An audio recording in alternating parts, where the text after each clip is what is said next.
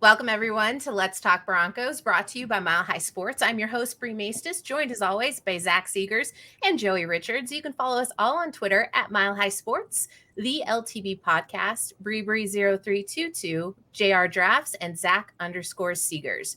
You can find all of Zach and Joey's excellent work over on milehighsports.com and listen to any of our previous episodes on Spotify or Apple Podcasts. Don't forget to subscribe to our new YouTube channel, and if Facebook or Instagram is your thing, you can find us there too. Joey and Zach, how are you both doing this evening? I'm doing well. I had a busy day of work, a little bit stressful, but it makes it better. I texted you guys earlier. It makes it better. I'm about to record with my friends on the podcast. I always look forward to this every Monday and Wednesday. So yeah, that's my day. Zach, how are you doing, man? I'm doing great. Excited for the guest we have joining us today. I think we've got a great show. Going to talk about some Broncos things that haven't been discussed enough recently. And just really excited for this. Yeah, I'm glad you guys are having great days. I almost got taken out by my sleep paralysis demon earlier today. Nice. You can find that story over on Twitter. Was a good one. Happy to be here with you guys, and I'm looking forward to the guests that we have on this evening. And so without further ado, just want to remind anybody who's watching over on Twitter that you need to jump over to the YouTube stream, which is linked down in the thread, so you can get your questions and comments highlighted on the screen. Don't forget to like, subscribe, turn on notifications so you don't miss a minute of the show. And without wasting any more time, we have a very special guest joining the show, one half of the Locked On Broncos crew, where he and Sarah Bettinger bring Broncos country the very best information that you crave on a daily basis, and Mile High Sports' very own Cody Roark. Cody, welcome to the show. There you are. Awesome. Hey, thank you so much for having me. I get to join Bree and the sweet life of Zach and Joey. So you know what? We got some things happening here. I love That's it. incredible. It's the sweet life of Zach and Cody with Joey and Bree. See, who gets the penthouse suite and who gets like the first floor that has to deal with the butler and everything else? Bree's Mr. Mosby. I don't get the reference because I think I'm too old for it, but I'll laugh along with the fun joke. You missed out on Sweet Life and Cody. That's why they invented Disney Plus, Bree. You should get on the train. Right. You gotta go back and binge. I know The Bear's good and all, but have you seen Sweet Life of Zach and Cody? The Bear's really good. If you guys aren't watching it, you need to. I fell in love with it instantly. We can talk shows all the time. I know Cody's a big series fan. We talk a little bit of Yellowstone here or there. Don't want to get too far off track, but I do want to say tonight we wanted to bring Broncos country up to speed on what they should be looking out for as far as training camp is concerned. Let's talk about some of the hype and excitement they may or may not be getting enough love. Let's start with our guest, Cody. What should fans be monitoring next week as training camp ramps up? Well, I tell you what, there's a lot of things, and it's really hard to get pinpointed on where to start. But, I think something that not a lot of Broncos fans are really talking about, there's not a lot of focus on. I honestly feel like it could be the left guard competition. There's Dalton Risner entering a very crucial year in his career with Denver. He's had kind of 2 down years in a row since that really nice 2019 season in a scheme that was very similar to what the Broncos will be running offensively this upcoming year. I think that there's not a lot of conversation going on about Dalton Risner having to fend off Netane Muti, who's got some praise so far throughout OTAs in the offseason. I'm a big fan of this one being something that Broncos country needs to look at, because we could talk about the cliche right tackle competition, backup quarterback job, who's going to be cornerback 3. But I think the offensive line is definitely one of the more intriguing parts that needs to be addressed a little bit more solidified. And Netane Muti could come out of nowhere and unseat Risner. Yeah, it's totally – I think that is the most interesting just because of how many different puzzle pieces there are, right? Like it's not just – what the left guard could be switched, and then it could change the entire offensive line. Like we don't know what's going to happen at right tackle. We don't know what's going to happen at right guard.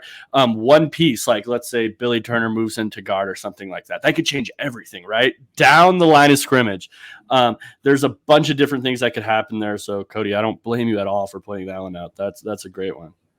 No. I think it's a great one, too. There's such a wide range of outcomes. Of course, the Billy Turner thing, I think that's a great point to this. If Calvin Anderson wins the right tackle job, Billy Turner is starting somewhere on this offensive line. Left guard is the really only other logical spot, so he probably gets thrown into that mix. But Moody is coming out of nowhere and is moving great. And It's personally really surprising me with how much they were using him in OTAs, and seems like he's a real contender for this starting job. And then Dalton Reisner, of course, who's had it locked down for a while, has struggled the last 2 years, but now he's finally in the scheme that should better fit his strengths. So maybe we see him kind of get back to that rookie form that was so promising. I'm really curious to see how that pans out. And I think it's one of the major flex points on this Broncos offense. I think there and center are probably the top two. Very interesting that you bring that up. Frankie Abbott is in the chat, wants to know what's the overall confidence in Kush going into this year, 1 through 10. I would say 1 is probably least and 10 is probably most confident. Yeah, makes sense. Where are you guys at on that? What are your numbers? I don't like the confidence as a player. I'd say like 6 or so, but I don't know if he's going to be on this roster. If Glasgow ends up winning that starting job, are you trying to, it's very clear the Broncos are trying to add draft capital for the upcoming draft. They don't have the benefit of the Von Miller trade. So they have to find those picks some other way. Cushenberry might be an avenue to at least, I don't know, getting something out of that. So I feel 6-ish. Yeah, I'm kind of lockstep with you there, Zach. I feel Cushenberry.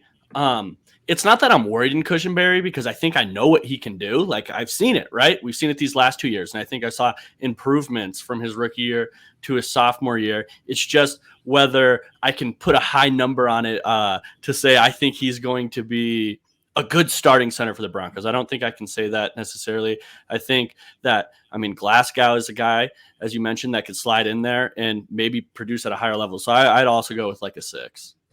I'm going to have to say, as a player, I'm going to go a little bit higher, 7.5, just because we do know what he brings to the table. But what's interesting with this offense and what you're going to see with the line is that there are interchangeable pieces. So it'll be really interesting to see what does shift over. So my confidence level in Kush himself is high. I don't know what's going to work out over time. Cody, how about you? Well, I'll say this about Lloyd Cushenberry, something that stood out to me. When he was drafted as a rookie, he got thrown into the fire and he struggled. He struggled with communication. He struggled with being able to adjust his feet and his hips quickly. I will say he was in the picture that we did see today on social media, the Broncos offense, the mixtape cover there. He is there in San Diego with Russell Wilson and seemingly every Bronco. I think Deontay Spencer's even there, former Denver Bronco, former Bronco Brandon Marshall's there as well.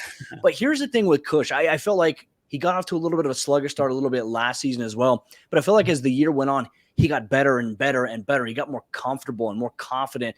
I feel like we will see him play that role here this year. You guys mentioned Graham Glasgow. Denver's in a very unique situation here. And I'll say this about Lloyd Cushenberry because obviously the Broncos, they went and they got Quinn Miners last year. They got Luke Wattenberg in this year's NFL draft. One thing he's always been open about, he's like, I didn't play well enough for them to be secure enough to not take somebody in the draft. And I'll say he's very accountable, self-accountable. He's been putting in the work. Things have been going really well from what I've been told with him and Russell Wilson. I think that Denver's in one of those situations, though, where if you look at tinkering with the offensive line a little bit too much, you look to trade. Let's say if Dalton Reisner's a trade candidate gets traded out, I don't think you can make any more moves in terms of offsetting guys on this roster. I think you mentioned Graham Glasgow is a guy who's coming back from that very freak injury that he sustained against the Cowboys on a play that should have never happened, in my opinion. Take the knee. Go into the halftime, go in the locker room with the points that you have and get ready to come back out there. It was unfortunate for Graham because I think when he's fully healthy, he's pretty good for the Broncos at right guard. Yeah. He can play that center position, though, but I don't think that you want to offset one of those two guys just because you can, because I also think you have a very good backup in case something does happen. So you have to kind of think about that two deep structure, I think, for all those positions. And so I don't see the Broncos necessarily trading away a guy like Kush or even Glasgow at this point because I think there's value having both of them on the team. Totally, especially when a guy like Glasgow is as versatile as he is. I always talk about how it is so important, especially at that offensive line position, that you can play two positions, right? If you have a guy go down for injury, you want to be able to put your best 5 out there. You don't want your best backup offensive lineman only being able to play center, So it's nice having a Glasgow or any other of these versatile offensive linemen that can switch. Yeah, Tom Compton. We have a bunch of them, right? Billy Turner, Calvin Anderson, his swing, he could go left, right. It's nice. It's nice having that. think so. Or I love the discussion that's happening right now, but I do want to flip to the other side of the ball. Zach Seegers up next with his question, battle at IDL, obviously. Yeah, I think the battle here for that third, like we know DJ Jones and Draymond Jones are the top two, and I think they're a fantastic tandem. Just wrote an article on Mile High Sports looking at the strongest position groups, and I think IDL or that defensive line might be the best on the roster. I feel really good about that starting two tandem. And then the three guys after that, Deshaun Williams has proven to be really solid. Mike Purcell should be healthy this year, and I think, when you're not having to ask as many snaps of him, you're going to get that high-end version of Purcell we've seen in the past. And then McTelvin Agim is the name to watch here, because when you look at his advanced metrics in a very small sample size and also the film, he was a great pass rusher. He can't hold up against the run game, or hasn't been able to in the past. Needs to add a little more power to his game, a little more strength. But if he's able to do that, I think you're looking at a fascinating battle for who is going to get the third most snaps on this defensive line. And of course, it's going to be situational. You're going to see Purcell more on those early downs and Agim more on those late downs, but can either get more snaps than Williams, who is kind of the all-around guy. Can Agim finally live up to his potential? And because in a perfect world, he would be that third guy on the snaps, because he's grown as a run stopper and adds a dynamic element to this Broncos defensive line. So that's something I'm really excited to watch, that I feel hasn't gotten enough attention this offseason.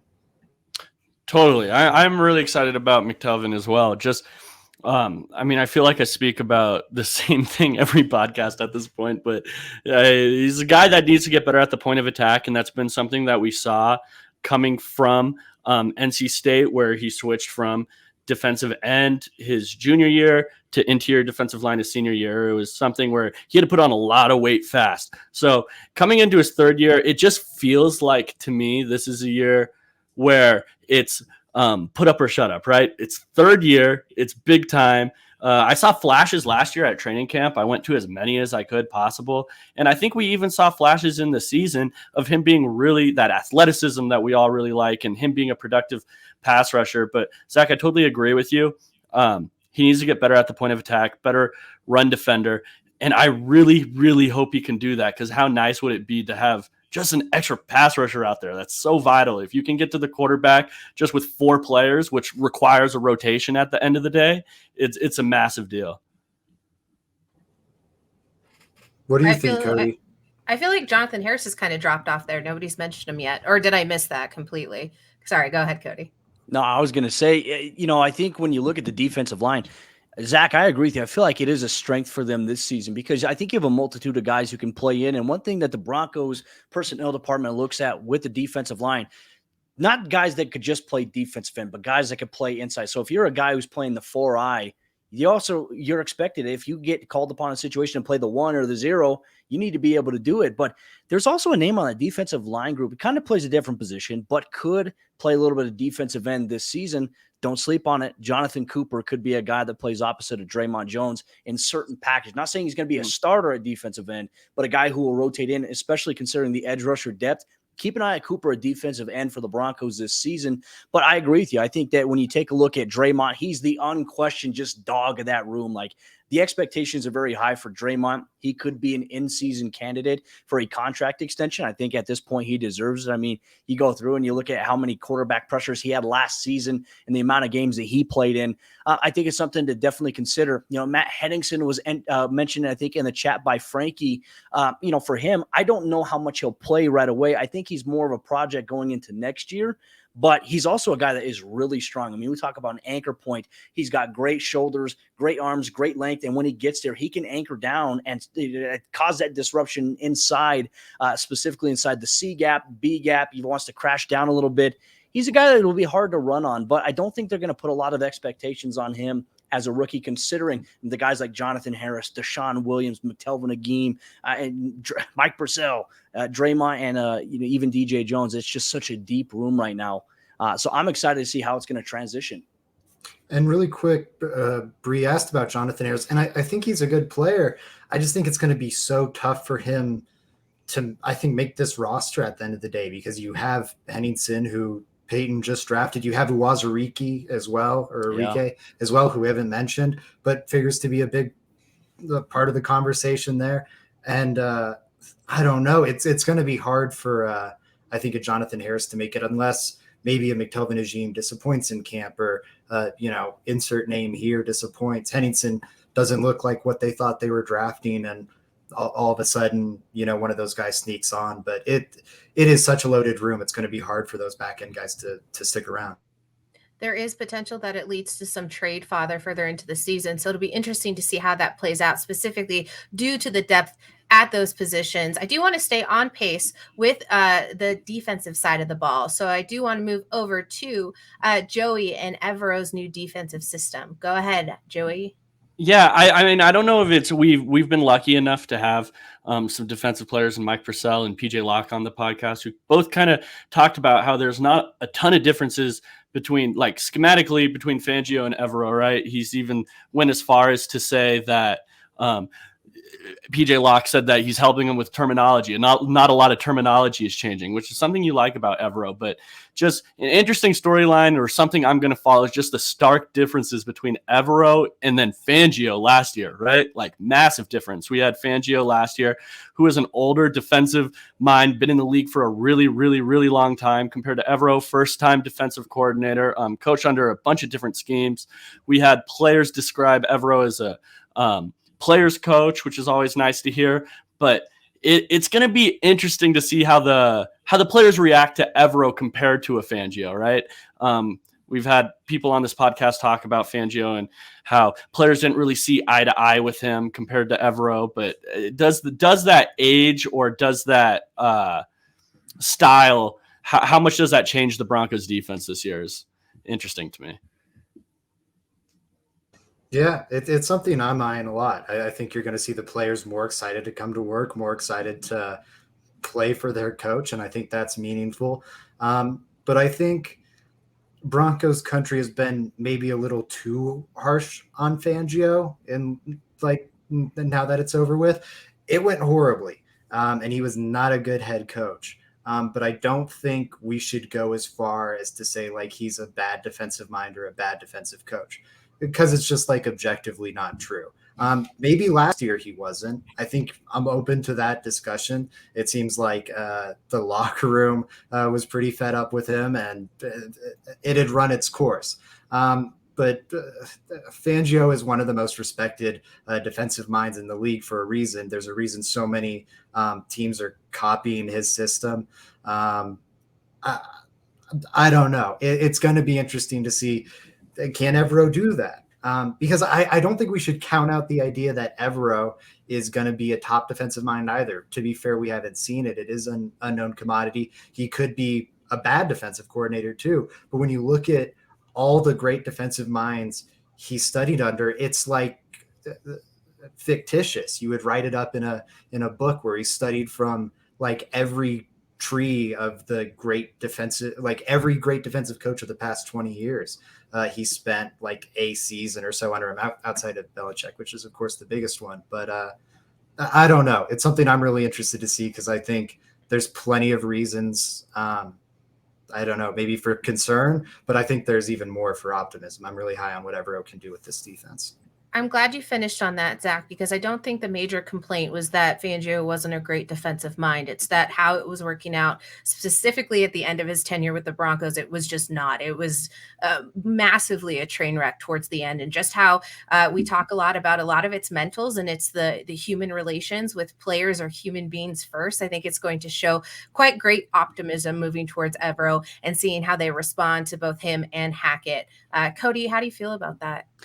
Well, I could tell you this. I had a sit-down interview just the other day with Justin Simmons, Kareem Jackson, and one of the topics that got brought up towards the end of the interview was about Ejiro Evero. And you can read the full thing, the full story about that in this upcoming month's edition of the Mile High Sports Broncos issue, the magazine. Make sure you check it out. There's a lot of stuff. What a pro. But, one thing, I just let these guys talk, and I asked a question, and they would spend like 2 minutes answering, going in depth there. But one thing they said about Ejiro Evero is he's a coach that's willing to compromise, which, you know, and Fangio, a lot of the conversation was around him from other people around the league is that it's his way or no way, you know, and there wasn't much room for compromise with Fangio on certain things. But I mean, to the point, as little as when it comes to terminology, Justin says, you know, like for him, he came from LA and they had terminology called this, but he's willing to call it this and help us understand it a lot better. He's a great teacher from what I've been told inside that locker room. And I think one thing that stands out is that before they ever got into diving deep into the X's and O's and everything like that, Ejiro Evero spent time with the defensive players, and it was more so an icebreaker. They spent a few days, maybe even a week, getting to know each other, talking about life. That stuff is super important. And so when you build that equity with players, then when you try to teach them, then you have that relationship, say, okay, hey, whatever this guy's going to teach me, I'm willing to listen because he cares about me as a human being. And you don't get that often in the NFL because it's so business driven, like produce this. You have to, you know, win games. You have to produce, you know, this many interceptions in a season. Right. You have to do this.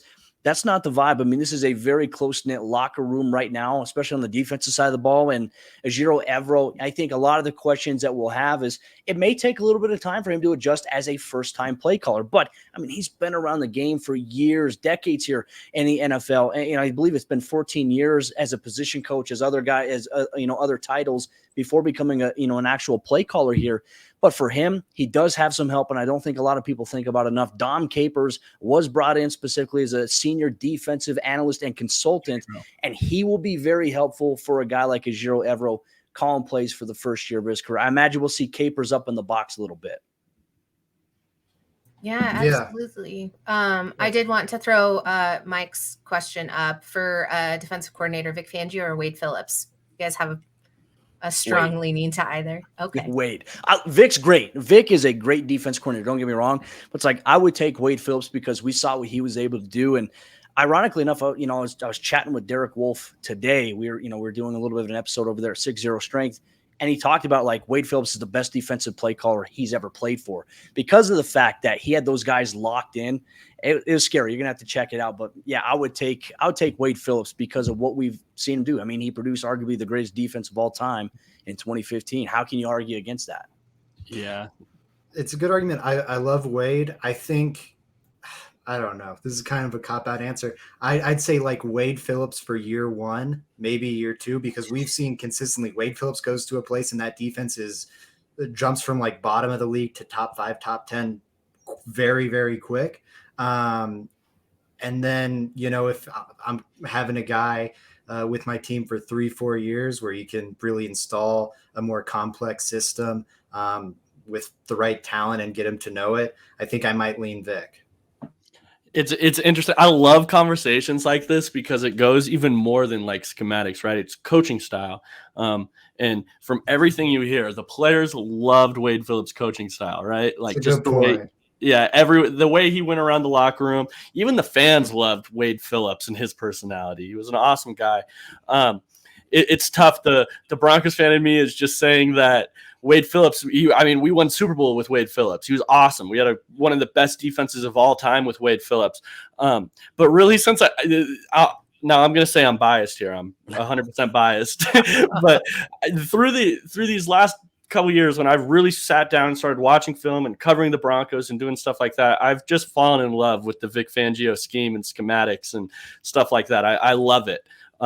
So that my bias goes a little towards Vic Fangio there. It's the standard right now. His defensive scheme, or at least the skeleton of it, is really the standard that most NFL teams are implementing to counteract his offense. And really, I think the mania came in that December 2018 game in Chicago. The Los Angeles Rams, Sean McVay, the NFL's most high-powered offense at the time, came in and nobody could figure out how to stop it. Vic provided a little bit of the blueprint. That's exactly what Brian Flores and Bill Belichick utilized in that Super Bowl. And then all of a sudden, the Vic Fangio defense becomes a staple around the NFL. It won't be long. I think he'll be the 49ers DC next season. I could see something like that happening once again.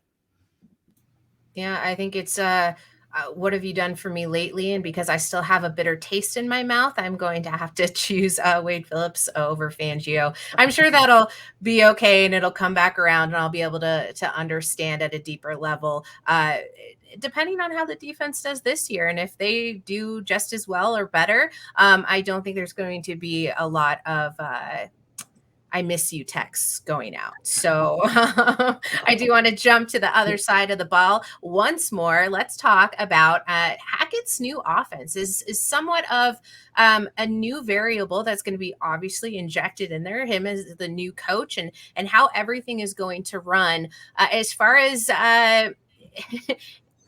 the Broncos didn't score a whole lot of points last season. Is that something that's going to change not only with the acquisition of Russell Wilson, and we've been talking about it since he's been traded, but what are we looking forward to, and what are we going to see out of training camp, and what are we hoping kind of is the influence around the new Denver Broncos offense as we get this rolling for the season?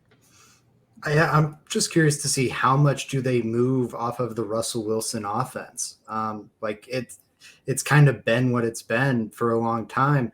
But I was seeing an interesting point out there that, it's Hackett and LaFleur that got Aaron Rodgers to kind of finally move off of the Aaron Rodgers offense, if you want to call it that. So maybe the lightning can strike twice here. That's something I'm really interested to watch. And then if you check that box and we do see Russell Wilson adapt a bit, maybe change more with an offensive scheme than we've seen him willing to change in the past, what is he changing to? Is it going to be that kind of Packers offense, that kind of LaFleur influenced stuff? Or is it going to be closer to what Hackett did in Jacksonville, or how much of that Jacksonville stuff gets mixed in? Because when you look at what Jacksonville did with Leonard Fournette and kind of that physical rushing attack, I think that's, and then play action passes off of that, attacking the defense's weak spots. That sounds like a pretty, like obviously Russell Wilson's a million times better than Blake Bortles, but that seems like a pretty good recipe to just light it up with this offense. And so I'm curious to see how that all plays out. Yeah, you kind of like how you've seen him run two different things. It shows that you can adapt as an offensive coordinator, right? One a little more successful than the other, but that's the interesting part about this. Bree, you kind of said, do you think the Broncos score more points? And I think yes, but I think a lot of it isn't. Well, I mean, we had Pat Shurmur last year, so a lot of it is because we have Hackett for sure. But I think you can only do so much with bad quarterback play, and we added Russell Wilson this offseason. I really think that. I think that has a lot more to do with how many points we're going to score than Hackett's scheme. What I am excited about is it seems like, man, the outside zone is just kind of engraved in the Broncos' DNA through those Shanahan years, right? And that's something that was spoken about a lot through the press conference with Hackett introductory. And I'm excited to see that back in Broncos country.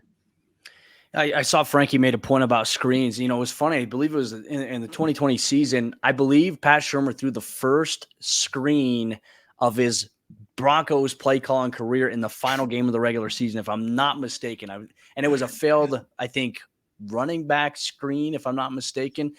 Who knows? But embarrassing. I mean, you can't go that long without a real legitimate screen game. But it's like that's what the Broncos offense was. Under Pat Shurmur, teams were daring the Broncos to throw the football. They're like, all right, hey, throw the football. We don't care, because they didn't have a competent enough producing quarterback at this point to really strike fear and the hearts of defensive coordinators. And so they're like, hey, we're just going to stack the box. We're going to stop the run and force you to pass the ball. And unfortunately, it didn't work out for the Broncos. I think that changes, though, this year. And it's really hard to project, in my opinion, what Nathaniel Hackett's offense will be in combination with Russell Wilson, and maybe even comparing it to Jacksonville. Like, as a coach, one thing you're always hoping to do is you're hoping to evolve as you get, every single year as a coach. You want to evolve what you're doing. You want to build on things that you're good at, and you want to maybe go away from the things that you struggled with if they haven't worked or if they haven't improved in the time you've tried to improve on them. Nathaniel Hackett strikes me as the type of guy that does know his strengths, knows his limitations. I'll be intrigued to see what it is actually going to be this upcoming season for Denver. But, I mean, if the Broncos can score more points and be more productive on the offense side of the ball this year than they have been the last couple of years, Broncos fans are going to be excited. And if the defense can find a way to click, Denver might have something special here. But, right now going into the season, there's so many unknowns. We don't know how it's going to play out with Hackett or Ejiro Evero. So that's definitely, I'd say, probably the biggest concern going into the season, just a lot of unknowns. Right. Yeah, I think it's the biggest X factor. If they are as good as I think they could be, I think Evero could be great and Hackett could be a great HC, then the sky's the limit for this team. But if there's, a steep learning curve, it could be what hamstrings them. Yeah, absolutely. I wanted to just give thanks to our tremendous guests for joining us here tonight. Cody, we appreciate your time so much. I know everyone just had so many comments for you. We can't necessarily get to them all. Everyone's really happy that you're here in Denver, and so is the Let's Talk Broncos crew. So thanks for your time, all of your information, your knowledge, and your greatness. And I'm not even pandering because that's just how much I think about you. So really appreciate your time tonight. Please let everyone know where they can find all of your upcoming work. And yeah, the floor is yours. Oh, y'all are too kind. I appreciate all the support, all the encouragement you guys have provided. Great to be out here in Denver. I want to give a massive shout out here to D Bronx 1440. I think he's one of the coolest mods, or he's the cool mod over at Broncos Reddit. So, got to shout out to D Bronx there. But outside of that, you can follow me on Twitter at Cody Roark NFL. You can check out my work over Mile High Sports. We cover the Broncos every single day, all year long. For them, we'll be going to practices, we'll be going to games, breaking things down. Zach and I will be doing a show in the afternoons, recapping what we see happening in Dove Valley. And also, I do the Locked On Broncos podcast, part of 9 News, every single day with my good friend Sarah Bettinger. But yeah, I appreciate you guys. Keep doing what you're doing. This is a fun podcast to be a part of. I love what you guys are doing from afar. And thank you so much for thinking of me and having me here today. Thank you for joining us. Of course, man. Have a good night, my man. We'll talk to you soon. See you, Cody. Thank you. See you, Cody. Awesome. What a fantastic show. I could listen to Cody talk. It's probably, like Frankie said, it's a silky voice. He's got a great voice for radio. I think it's weird when you say that out loud. Like, you can type it, but saying it out loud is kind of weird. Yeah. So sorry, Cody, for that. Really appreciate his time tonight. It was a good episode. There's so many things that we have to look forward to, training camp and otherwise. So the next 3 weeks or so are going to be crazy, ramping up, getting into, and then getting back out of and ready for preseason football. I know all of Broncos country is excited, and we have 2 of the best covering the beat. Joey, Zach, tell us where everyone can find your tremendous work and what you got working on next. Yeah, just follow me at JR Drafts. My writing's at Mile High Sports. Those are my 2 big things. I'm going to say it every episode. Zach, how about you, man? Yeah, writing over at Mile High Sports, got a ton, did a bunch of listener and reader questions recently, so that was fun. What else? Got the show with Cody, he shouted that out. Some Broncos podcasts at Mile High getting a makeover, and the new format it's going to be in is something I'm really excited for. I think the listeners of this show will enjoy it too, so check that out. And yeah, just Mile High Sports. All my work's over there at Zach_Seegers on Twitter. I feel bad because we didn't get to listener questions. I was going to type it out, but I'll just say it really quick. Mundungus was asking about the tight ends. Are they going to be more blocking decoys or receiving decoys? Imagine they'll block a decent bit, but we both know these tight ends are receivers. So hopefully they're used primarily in that role. Right. Just putting that up there so everyone can see what we were referencing. Really do appreciate everyone jumping in the comments, participating in the show. We wouldn't be able to do this without you. Just makes it that much more enjoyable to interact with the Let's Talk Broncos community. You guys are fantastic. Download the Mile High Sports app. Go ahead and check it out. It's got all of your live feeds on there. You can catch all the articles. You can listen on demand. You can listen to the radio live. You can hear all of the podcasts on Spreaker. And other than that, you can catch me on the Let's Talk Broncos podcast Mondays and Wednesdays. You can catch me over on MHRT with the 5280 podcast, and Thursdays with 98.1 FM for the Fan Cave with Mile High Sports with Ryan and Roman Romero. Fantastic time. I appreciate every single one of you. Do you guys have anything else for the folks tonight? Let's ride. Let's ride. And let's go Broncos.